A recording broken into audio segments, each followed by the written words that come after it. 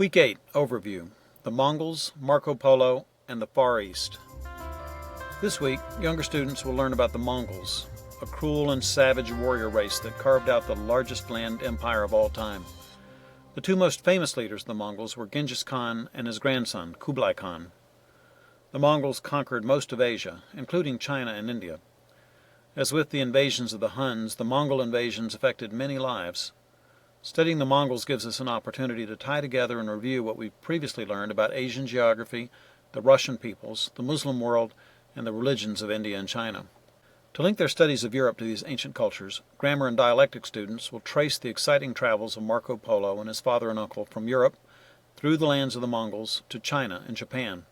It'll be important for students to remember what they learned last year about ancient Chinese culture as they read Marco's account of all he saw and experienced in China. We'll also learn new facts about nearby Japanese lands and culture. Dialectic level students may want to study details about Shinto, the religion practiced in Japan to this day. Older students will pick up the theme of trade and travel and focus on the dynamics that were shaping Western Europe at this time, following the development of trade and towns. They'll be learning about guilds and how the growth of towns and cities weakened feudal relationships while strengthening central monarchies in Europe. Why should the growth of towns weaken feudalism? It had to do with land. The old saying was, "No land without a lord, no lord without land." The new phrase became, "Town air is free." In the manorial economy, peasants tilled the land, and their lords protected them from danger. In the towns and cities, though, a new class of craftsmen and traders were growing up. These weren't peasants who were bound to the land. They were freemen.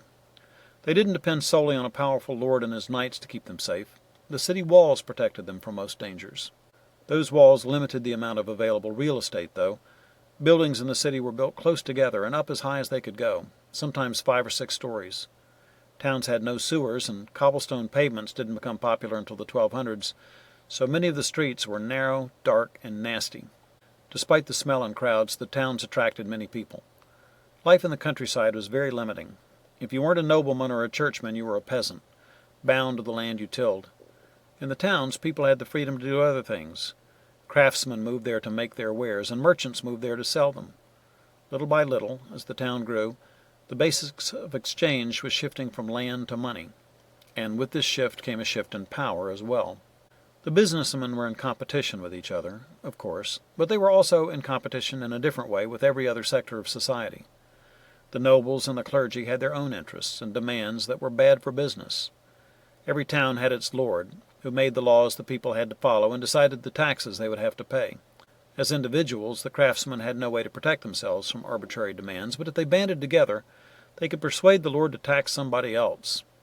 The goldsmiths could make more money by banding together in a goldsmith's guild than they could by underselling their competition while their lord taxed all their profits. The guilds became an important part of the governmental system of the towns. They learned how to pressure the lords to grant them charters that gave them the right to govern themselves, which created a whole new model of bottom-up leadership in the towns. Guild members began to run the new town governments. The towns changed the dynamics of the countryside. A shrewd peasant could sneak off in the middle of the night to the town, where he could start a whole new life. Some towns had a law that said if a peasant lived there for a year and a day, he'd be free. So the brightest, if not the best, peasants ran away from their lords, and the towns grew. The growth of towns undermined the power of the land-owning barons, but they increased the overall prosperity of the kingdoms. Slowly but surely, this tilted the balance of power in the feudal system. There were ways for kings to profit from the new economy, but the landowners were stuck with a purely agricultural system. Guild leaders were far happier supporting distant kings than local lords, who might protect but also tended to interfere. As the guilds gained power and revamped the laws, the economy grew apace. Trade between towns became more important, which revived the importance of money. Money doesn't matter much in a subsistence economy. You can't eat gold, but it's crucial to a trade economy. 1 gold coin is worth a wagon load of firewood, and a whole lot easier to carry from town to town. If trade is good from town to town, why not from kingdom to kingdom? Products from far away were exotic and expensive, but people had money to spend. Merchants took bigger risks for bigger profits. The most exotic goods came from the furthest distances, and nothing was further from medieval Europe than the Far East. Merchants began traveling the Great Silk Road to China. The Great Silk Road wasn't really just one road. It was a group of ancient trade routes that had been used since about 100 BC. The trails led from Constantinople through 5,000 miles of mountains, deserts, and dangers to eastern China. The Chinese had learned the secret of making silk before Christ was born, and maintained a monopoly on making silk until the West finally learned how around AD 500.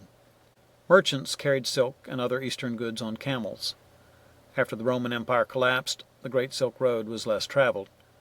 In the 800s, traders used boats to carry goods by sea from the east to the Muslim world, but not many came to Europe. In the 1200s, though, the Great Silk Road became busy again.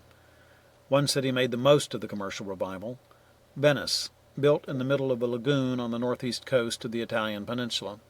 Venice was a proudly independent republic that had ruled the waves since the 800s. It straddled the divide between east and west. It was a few days by land from Rome, a few days by sea from Constantinople. Venetian traders picked up Chinese goods in Byzantium and sailed them all over the Mediterranean, unloading silks in France and Spain. They even sailed out into the Atlantic and around the coast of the Low Countries that are now Holland and Belgium. Marco Polo was a merchant who wrote the book on China. He was born in Venice in 1254, while his father and uncle were away on business. The boy was 14 years old before his dad came back. Talk about a business trip. The older Polos had been in Asia and met the Mongol ruler, Kublai Khan.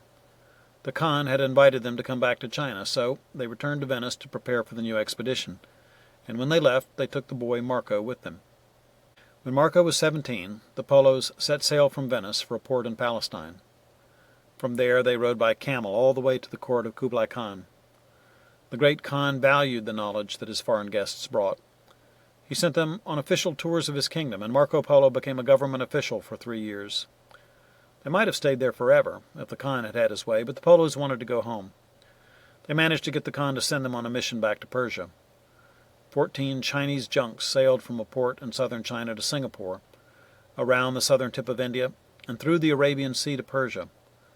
The Polos headed home from there, traveling by land to the Turkish port of Trebizond and on to Constantinople and Venice. They had been gone for 24 years. When they got home, they were rich. Kublai Khan had given them ivory, jade, jewels, porcelain, silk, and other treasures. That might have been the end of the adventure, but Venice was at war with its longtime rival Genoa. Marco Polo was captured by Genoese soldiers and thrown into prison, where he decided to while away the hours by writing about his travels. His description of the world became a medieval bestseller and fired the imagination of would-be world travelers for centuries to come, including a young Genoese sailor named Christopher Columbus. Marco Polo's descriptions of the Mongol Empire amazed Europe, for good reason. The Mongol Empire was the largest land empire in the history of the world.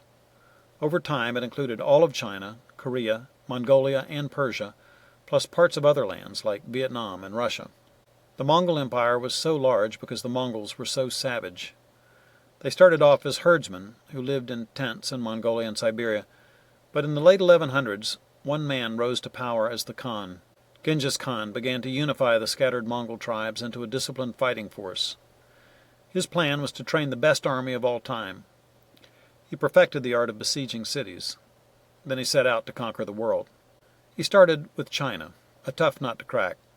He picked off Qi, one northwestern bordering province, and then took on North China. That was harder. It took several decades to besiege and subdue it all. Genghis Khan interrupted his attack on China to go after some easier targets. He turned west and cleaned out Central Asia and Eastern Europe. Much of what is now Russia fell before his cavalry, and Persia surrendered to him. His armies came within reach of Constantinople and destroyed much of the civilization the Muslim Arabs had developed. The Mongols were terrorists. They used fear as an instrument of war. If people surrendered to the Mongol advance, well and good. If they resisted, the Mongols slaughtered every last man, woman, and child. The Mongols were well into Hungary and Poland when their leader died in 1241. Mongol law required them to return to their homeland to choose a new leader. Europe was spared. The Mongols turned their attention back to China. Kublai Khan, a grandson of Genghis Khan, became the new leader.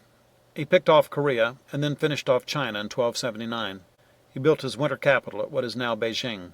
He even tried to conquer Japan, but his fleet was annihilated by a storm. The Japanese called this providential gale a divine wind.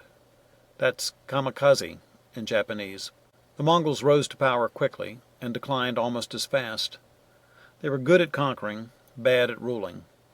Corrupt and incompetent administration led to revolts all over the empire. When Kublai Khan died, his empire broke into pieces. You may have heard of some of them: the Golden Horde of southern Russia, the Yuan Empire of China, the Mughals of India, who built the Taj Mahal. The great warrior Tamerlane was a descendant of Genghis Khan, who briefly reunited some of these scattered forces to rule much of Asia in the late 1300s. The High Middle Ages were a time of high culture in Western Europe. We've noted how civilization depends on an abundant supply of food, security from outside enemies, and a strong central government. Christendom had enough of each to allow it to prosper. Prosperity made for trade, which built the towns and cities, but that growth eroded the economic and political foundations of Europe. Feudalism was based on the principle of no land without a lord, no lord without land. Trade changed all that. The freemen in the cities had no land, and they needed no lord. As trade increased with ever more distant countries, some landless merchants grew as rich as princes. Feudalism had succeeded so well at rebuilding Europe that its days were numbered.